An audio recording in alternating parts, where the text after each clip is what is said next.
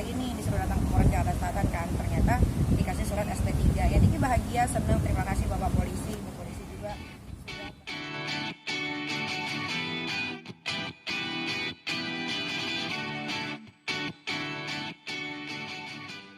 Alhamdulillah ya, kasus Niki yang penggelapan sudah di SP3 di tanggal 31 Desember 2020 kemarin, dan surat SP3-nya sudah Niki ambil dari Jakarta Selatan. Ya bersyukur, maksudnya sekarang kan keadilan itu milik siapapun, tidak terpaku sama lu anak siapa, lu apa segala macam.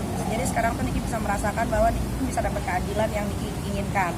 Kayak kasus penggelapan juga kan itu sebenarnya agak sulit untuk dibuktikan gitu kan, karena dulu pun sempat Niki ditelepon, dibilang katanya mau datang ke apartemen, Niki tungguin berkali-kali pun nggak datang. Mungkin mereka pun agak sedikit takutnya pas udah kesana malu nggak ada apa-apa kan. Padahal kalau mereka kesana CCTV bisa diambil segala macem ya kan. Itu kan bisa terang-menerang. Tapi kan Niki selalu ngikutin prosedurnya aja bagaimana. Tapi akhirnya di 2021 awal Niki dapat berita disuruh datang. Niki pikir ada kasus apa lagi nih, disuruh datang ke Polres Jakarta Selatan kan. Ternyata dikasih surat SP3. Ya Niki bahagia, senang, terima kasih Bapak Polisi, Bu Polisi juga sudah menangani kasus Niki dan meneliti dengan baik, karena mungkin ini pelajaran ya.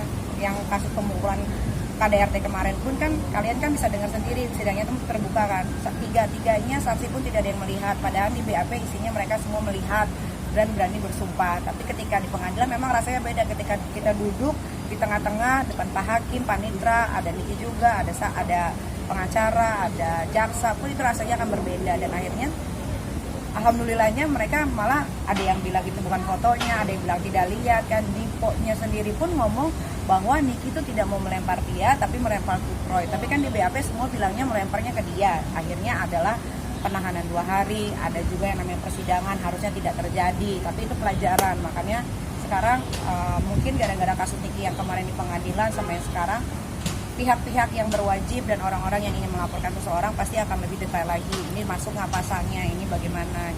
Nik, juga kan 31 Desember.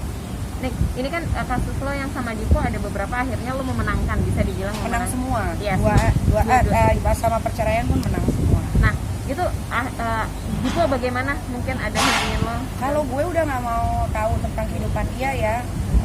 Dia mau apa, dia mau bagaimana gitu. Kalau gue sekarang lebih ke fokus ke anak, ke pekerjaan, ke bisnis, ke keluarga, itu aja. Dia mau hidupnya